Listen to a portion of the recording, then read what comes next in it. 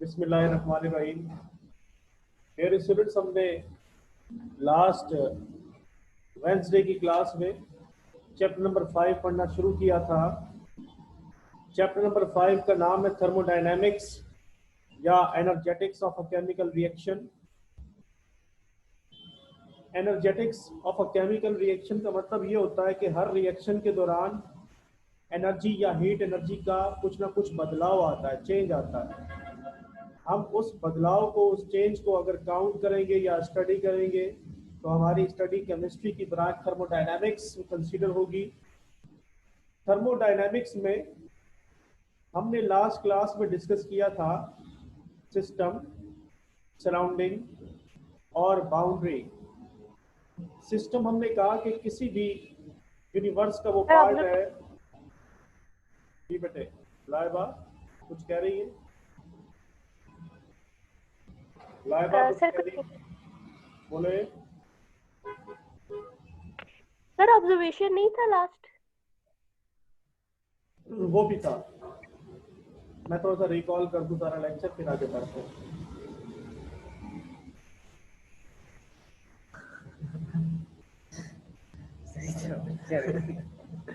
हमने ये बात डिस्कस की थी कि सिस्टम किसी भी ऐसी चीज को कह दिया जाएगा जो हमारी ऑब्जर्वेशन में होगा।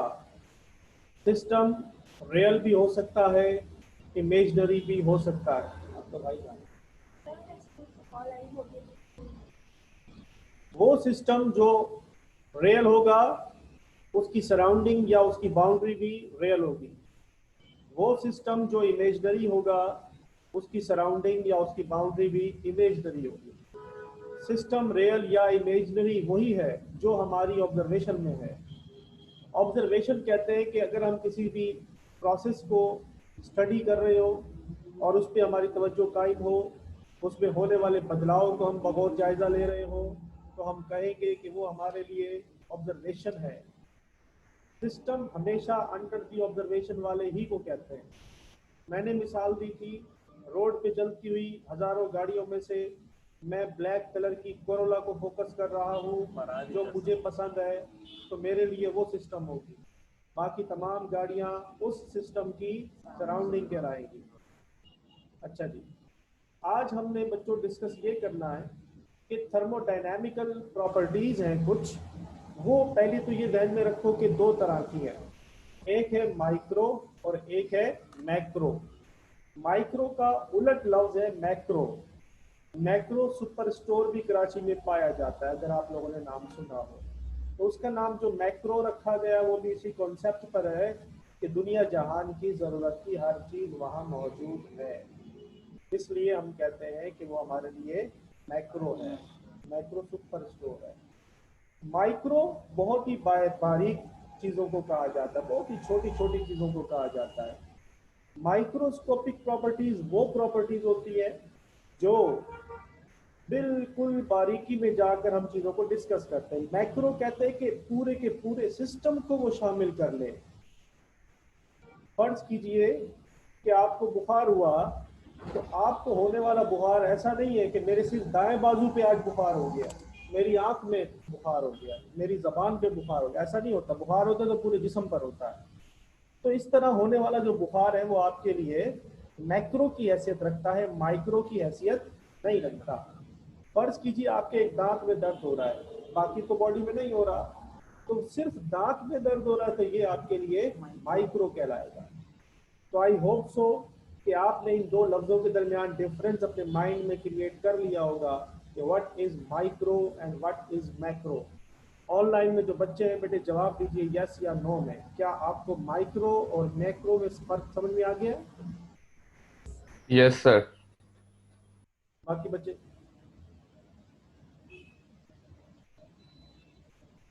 बाकी कोई बच्चा कोई नहीं बोल रहा। आज माहीन शेख मुझे ज्वाइन होती हुई नजर नहीं आ रही। मोस्ट इंटरेक्टिव स्टूडेंट है हमारी।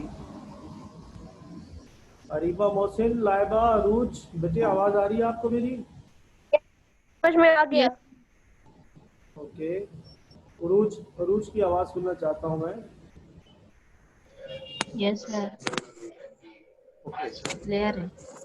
ओके बच्चों, यहाँ पर हमारे कोर्स में माइक्रोस्कोपिक प्रॉपर्टीज का अब कोई जिक्र नहीं है।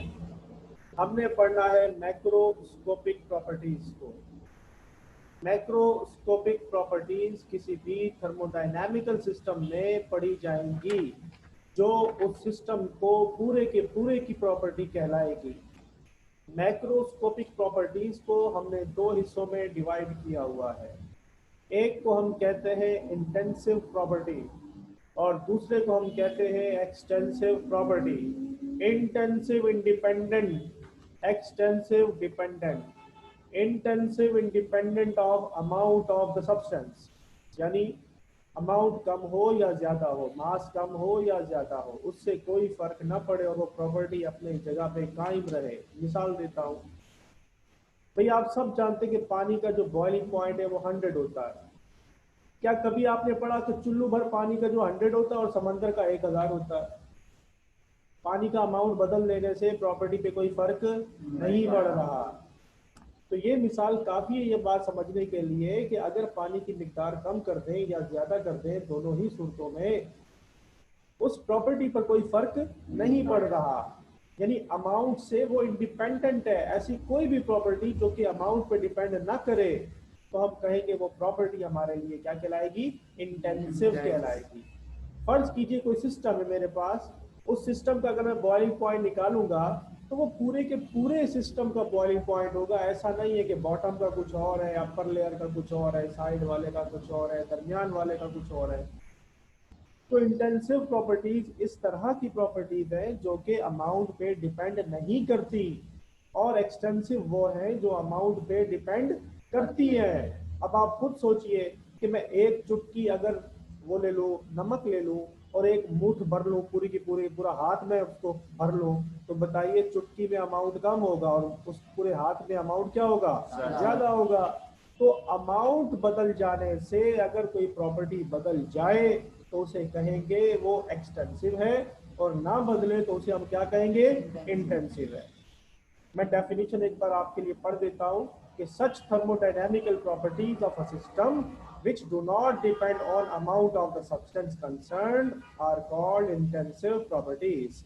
Intensive properties की एग्जांपल में लिखा है density, pressure, temperature, viscosity, surface tension, refractive index, melting point, boiling point. Extensive properties intensive के उलट होती हैं, एक्सटेंसिव अमाउंट पे डिपेंड करती हैं।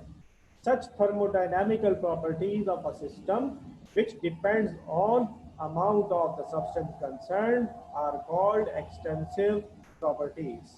इसकी मिसाल है मास। अगर आप किसी भी सब्सटेंस का मास निकालें, अगर उसकी मिकदार बढ़ जाए तो मास बढ़ जाएगा, मिकदार कम हो जाए तो मास कम हो जाएगा, मिकदार बढ़ जाए तो मोल बढ़ जाएंगे, मिकदार कम हो जाए तो वॉल्यूम कम हो जाता है। Enthalpy, internal energy, free energy, अभी आप इसको नहीं जानते इस स्टेज पे, इसे बस ये याद कीजिएगा कि ये तीनों भी आपके लिए एक्सटेंसिव प्रॉपर्टीज का दर्जा रखती हैं।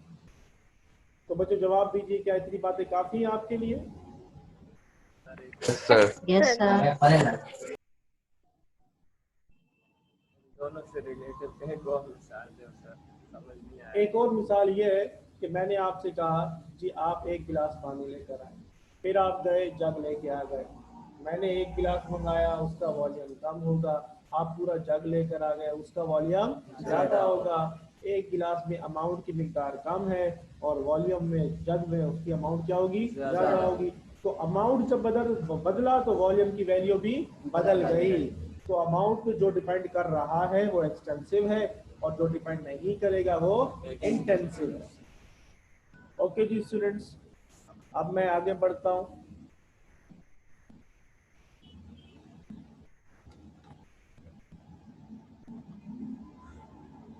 State of a thermodynamical system.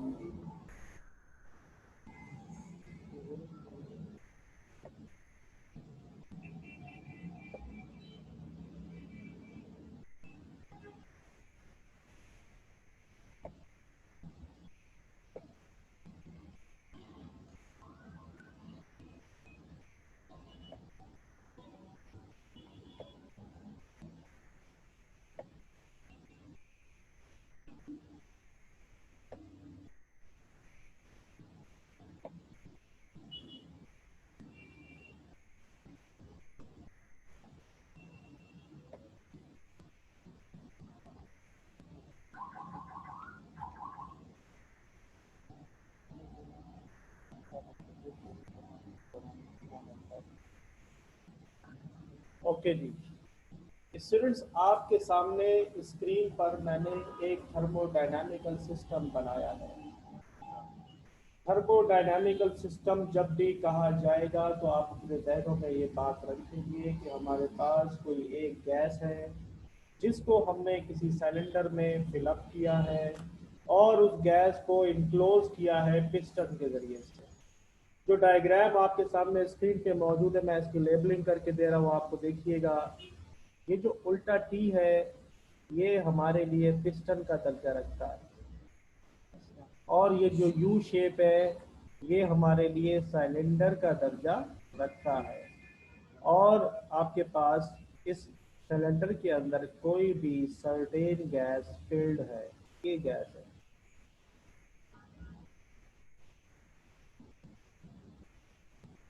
ये पूरे का पूरा आपके लिए कहलाएगा, ये है थर्मोडायनामिकल सिस्टम, ये सिस्टम है आपका।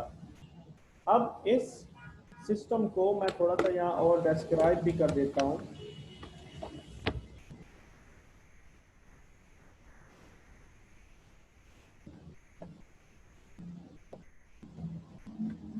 Let's consider a thermodynamical system consists on a gas enclosed in a cylinder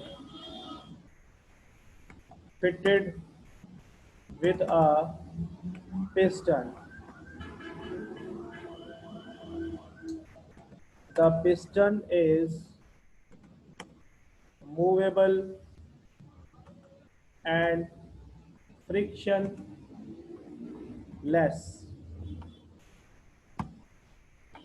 बेटे ये डिस्क्रिप्शन आपने भूलनी नहीं है, इसको रट्टा लगाओ। सेकेंड ईयर की फिजिक्स में भी आप यही इस्तेमाल करेंगे, फर्स्ट ईयर की केमिस्ट्री में भी आप यही वर्डिंग इस्तेमाल करेंगे।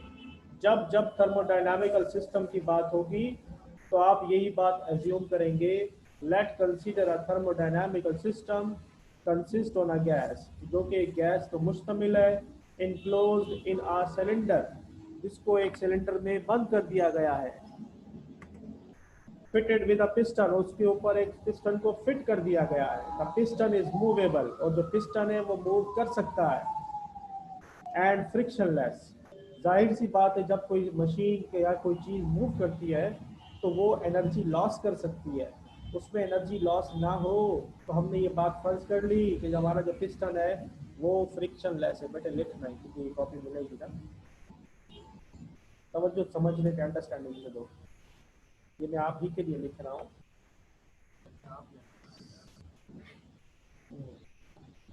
पिस्टन जब मूव करेगा तो हीट एनर्जी या energy due to friction loss हो सकती है, वो लॉस ना हो, इसलिए हमने ये बात एज्यूम कर ली कि हमारा जो पिस्टन है वो फ्रिक्शनलेस है। ये हमारा एक थर्मोडायनामिकल सिस्टम है। आपको बेसिकली मैं जो चीज़ समझाना चाहता हूँ वो ये है कि स्टेट ऑफ अ सिस्टम को किस तरह से हम डिफाइन कर सकते हैं, हमें यह सीखना है। किसी भी थर्मोडायनामिकल सिस्टम की स्टेट को डिफाइन करने के लिए हमें 3 पैरामीटर्स चाहिए। पहला पैरामीटर है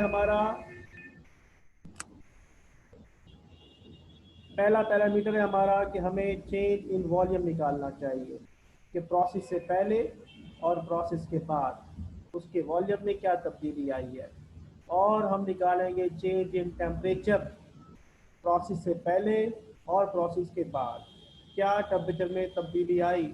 change in pressure, T2 minus क्या आ जाएगा, T1। ये जितनी भी मैंने 1 1 1 कही है ये इनिशियल स्टेट है, और 2 2 2 जिसको मैंने कहा है वो हमारे लिए क्या कहलाएगा, फाइनल स्टेट कहलाएगा। पिस्टन पर कोई ना कोई वेट रखा जाता है, उस वेट के वजन की वजह से पिस्टन पर डाउनवर्ड प्रेशर P एक्सपीरियंस होगा, और उसका जो पिस्टन तक की जो लंबाई होती है, हाइट होती है, वो बताती है कि उसका वॉल्यूम क्या है, और उसके अंदर का दर्जा हरारत बताता है कि उसका टेम्परेचर क्या है। ये बात समझ में आ गई जी सबको? अच्छा जी, आप सब बच्चों से रिक्वेस्ट की जाती है काइंडली अपनी बुक को ओपन करें, पेज नंबर 156, पेज नंबर 156। इसको ज़रा 5 मिनट के लिए आप रीड करें ताकि फिर मैं अपने लेक्चर को और बेहतर तरीके से आगे ले सकूँ। आपको 5 मिनट दिए जा रहे हैं, आप इसको रिपीट करें, रीड आउट करें पेज 156। पेज 156।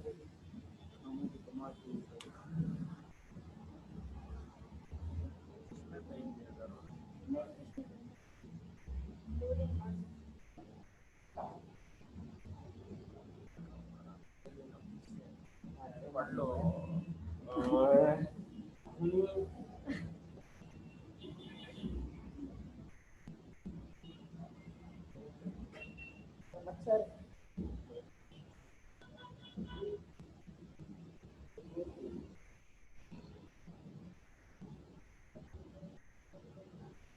वो जो क्वाइल पड़ी है लेकिन माचिस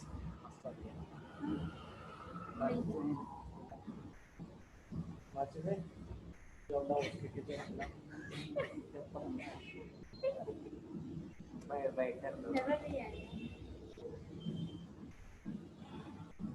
क्या हो गया तुझे ऐसे और से देख रहा है ऑनलाइन वाले बच्चे बता रहे हैं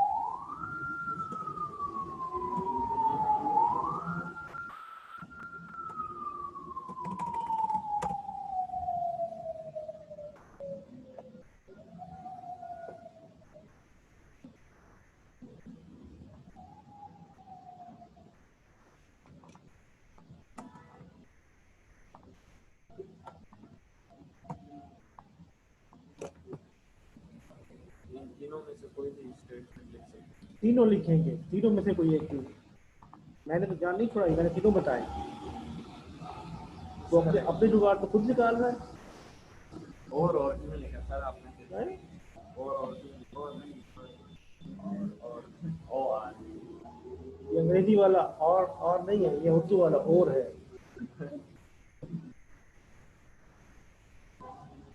अच्छा जी, स्टूडेंट्स तवज्जो दीजिएगा स्क्रीन पे।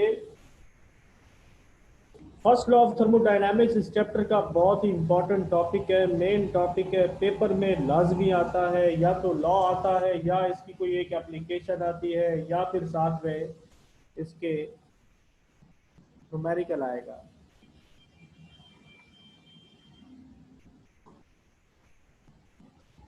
सबसे पहली चीज बच्चों ये ध्यान में रखिएगा कि law of conservation of energy अगर हीट के टिम्ड में पड़ी जाएगी तो law of conservation of energy नहीं बन जाएगा, वो फर्स्ट लॉ ऑफ थर्मोडायनामिक्स बन जाएगा। फर्स्ट लॉ ऑफ थर्मोडायनामिक्स कहता यह है कि टोटल एनर्जी किसी भी सिस्टम की है वो हमेशा सेम रहती है। सिस्टम से अगर एनर्जी कम हो भी जाए तो वो सिस्टम से बाहर सराउंडिंग में चली जाती है, तो वो टोटल क्या रहेगा? सेम रहेगा।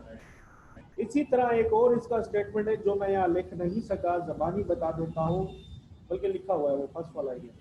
Energy can neither be created and nor be destroyed. इसका मतलब यह है कि इस कायनात में जितनी एनर्जी अल्लाह पाक ने पहले दिन बना के रख दी थी आज भी उतनी है, मगर उसकी फॉर्म बदलती चली जा रही। मिसाल देता हूँ, पहाड़ों में सोना था, लोहा था, सब कुछ था। हमने पहाड़ खोद खोद के बाहर कोयला भी निकाल लिया, कोयले को जला दिया, हीट बना दी, राख बना दी, मगर जो हीट बनी या कोयला बना वो इस यूनिवर्स ही का पार्ट है, वो यूनिवर्स से बाहर नहीं गया। फॉर्म्स ऑफ एनर्जी बदलेगी मगर एनर्जी कभी भी डिस्ट्रॉय नहीं होगी। डिस्ट्रॉय के लफ्ज को समझना पड़ेगा। डिस्ट्रॉय का मतलब ये होता है कि उसको इस तरह से नीच तो नाबूद कर देना कि उसका वजूद तक वहां कायम न रह सके, जैसे कायनात से ही वो खत्म हो जाए। अगर इंसान मौजूद है और मैं उसको मार दूं तो उसकी सिर्फ जो जमीन की जिंदगी है मैंने वो खत्म की है, मगर उसका वजूद खत्म नहीं हुआ। वो मर गया है मगर उसका वजूद है। तो इसी तरह से अल्लाह पाक ने कोई भी चीज जब जमीन में या इस पूरी कायनात में सबसे पहले तख्लीक की, तख्लीक का लफ्ज इस्तेमाल ही वहां होता है जहाँ सबसे पहले बनाया जाए। तो हम पेन अगर बना लें तो हमारा पेन बनाना तख्लीक नहीं होगा, क्योंकि पेन तो दुनिया में पहले भी बने हुए हैं। तो तख्लीक का मतलब यह है, क्रिएट का मतलब यह है।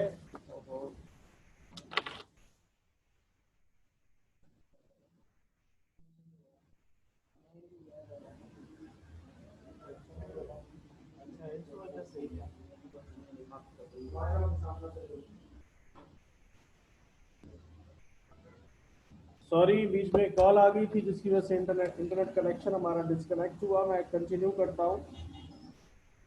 Energy can neither be created and nor be destroyed का मतलब यह है कि एनर्जी ना तो तख्लीक की जा सकती है, ना ही आप इसको नीच तो नाबूद कर सकते हैं। जितनी एनर्जी, टोटल एनर्जी अल्लाह पाक ने डे फर्स्ट को बनाई थी ता क़यामत, वो टोटल एनर्जी कायनात में सेम रहेगी।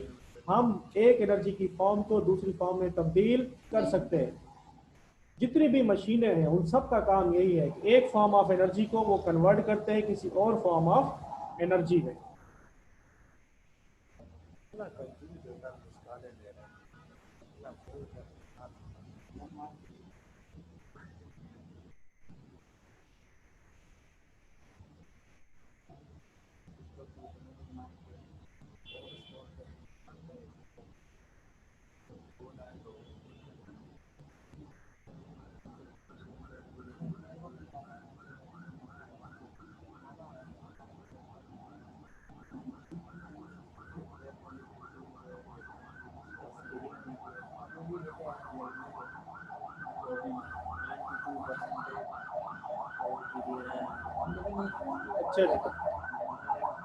स्टूडेंट्स, इसी बात को जब हम थर्मोडायनामिक्स में डिस्कस करते हैं तो थर्मोडायनामिक्स का इसका जो मैथमेटिकल फार्मूला है वो ये है कि डेल्टा क्यू,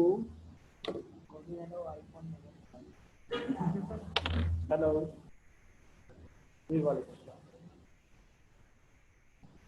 हाँ आइए आइए, बंद छोड़ आइए, पहले बंद छोड़ चौक पर दसको चौक है, यहाँ आप देखिएगा, आपको मजेदार हलीम नजर आएगी कॉर्नर पर ही। मजेदार अली वाली बिल्डिंग में सेकंड फ्लोर पे आइए, ब्लू कारपेट है सीढ़ियों में, सेकंड फ्लोर है।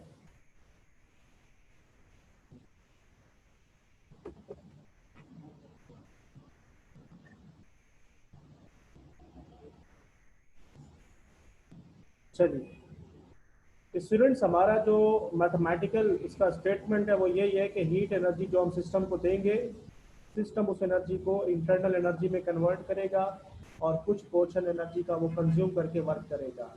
ये जो डेल्टा क्यू है ये होती है heat energy given to the system.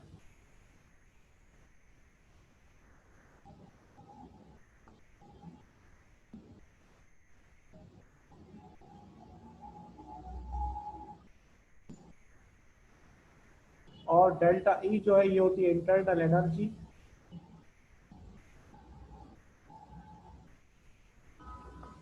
और ये जो डब्ल्यू होता है ये होता है वर्क डन।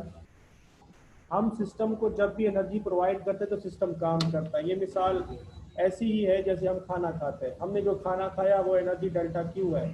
हमने अपनी जान शान बना ली, बॉडी चौड़ी बना ली, तो ये हमारी बन जाएगी इंटरनल एनर्जी। और सुबह से शाम तक हम गधा मजदूरी करेंगे, ये हमारे लिए क्या बन जाएगी, वर्क डन। तो ये है वो total mechanism first law of thermodynamics का जो यहाँ मुकम्मल हुआ। कल की क्लास में मैं फर्स्ट लॉ ऑफ थर्मोडायनामिक्स के जो इसकी जो एप्लीकेशंस है वो मैं करवाऊंगा। फर्स्ट लॉ ऑफ थर्मोडायनामिक्स की दो एप्लीकेशन है, एक है कांस्टेंट वॉल्यूम पर और दूसरी है कांस्टेंट प्रेशर पर। इन दोनों एप्लीकेशन में से पेपर में कोई एक एप्लीकेशन जरूर आती है। तो आज की क्लास तक लास्ट लेक्चर और ये लेक्चर, ये कुल मिला के थर्मोडायनामिक्स पढ़ने के लिए जो आपको एक माइंडसेट चाहिए था, ये टोटल आपको जो बेसिक्स चाहिए ये वो वहाँ यहाँ मुकम्मल हो गई है। तो फर्स्ट लॉ ऑफ थर्मोडायनामिक्स से रिलेटेड अगर कोई क्वेश्चन है बच्चों तो आप लोग पूछिए